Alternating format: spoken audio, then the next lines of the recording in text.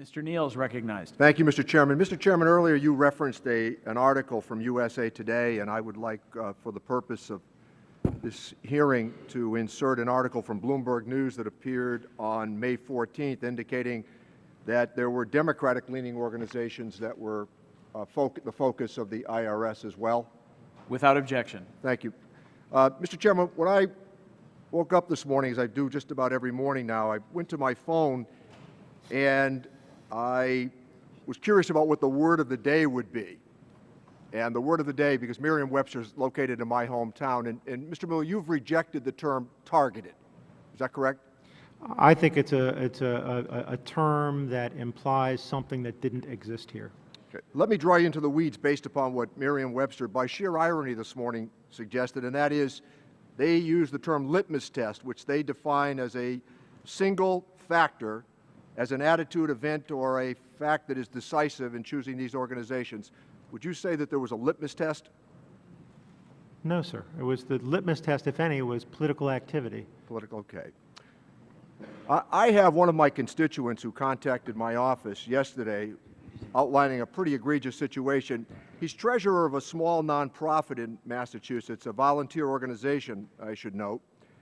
And their association was told by the IRS and employees that they were not required to file a Form 990 because of their small size, so they didn't file one. This past November, they received a letter from the IRS saying that their tax-exempt status had been revoked for failure to file the necessary forms without any advance notice. So the IRS told them they no longer needed to file the forms, but instead of notifying them first about the problem and allowing them to fix it, especially in light of the advice they were given by IRS, the IRS just went ahead and revoked their tax-exempt status. They now have to reapply and pay. This is a nonprofit that's been around for 60 years. Now, taxpayers should not be intimidated by the IRS. There's broad agreement on that today. The American people should not be afraid of the IRS. There's broad agreement on that today. But we should be able to rely on advice that they provide and not be punished for it. So I hope that we're going to have an opportunity to work on this specific constituent issue. But I want to turn to a topic of recent focus by the IRS, and that's obviously the question today, and it's the allegation that is their political views that have caused them to become that focus. We all know that's outrageous and unacceptable, and a thorough review will get us to the bottom of this and ensure that it never happens again. But let's not forget something this morning. Even with the egregious actions that have been acknowledged by the IRS, there's still an underlying problem here, and that's 501c4s being engaged in politics. After Citizens United, the IRS was flooded with applications, as you've indicated, seeking 501c4 status. And why was that? In large part because super PACs must disclose their donors, while 501c4s do not. As policymakers, we have many disagreements on this committee and between the parties.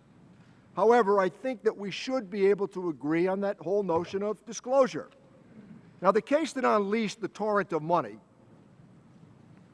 in public life was Buckley versus Vallejo in 1976, which the court held that money enabled speech. But a caveat included in that opinion, which, while never fully acknowledged, probably was written by Justice Brennan, quote, the suggestion that sunlight is said to be the best of disinfectants, electric light the most efficient policeman. So as part of our scrutiny, I think that we all ought to be able to agree, based upon this problem here today, that the simple act of transparency and disclosure would alleviate much of what has happened here. There wasn't this rush because they wanted to join the Sisters of Mercy in common cause for the purpose of engaging politics. It was, in many instances, to hide the donors. Now, I'm hoping that we can get to the bottom of this in fuller context, but I want to ask you specifically, Commissioner, has anyone been disciplined directly related to this development, review, approval, and use of inappropriate criteria? And have any actions, corrective actions, been put in place to ensure that this has not happened again? So let me walk through, and the answer to that is yes. What happened in May when I was told this, I asked the management there to reassign an individual who had been involved in these letters that were objectionable. I also asked for oral counseling to be given to the person who we thought at the time was responsible for the listing.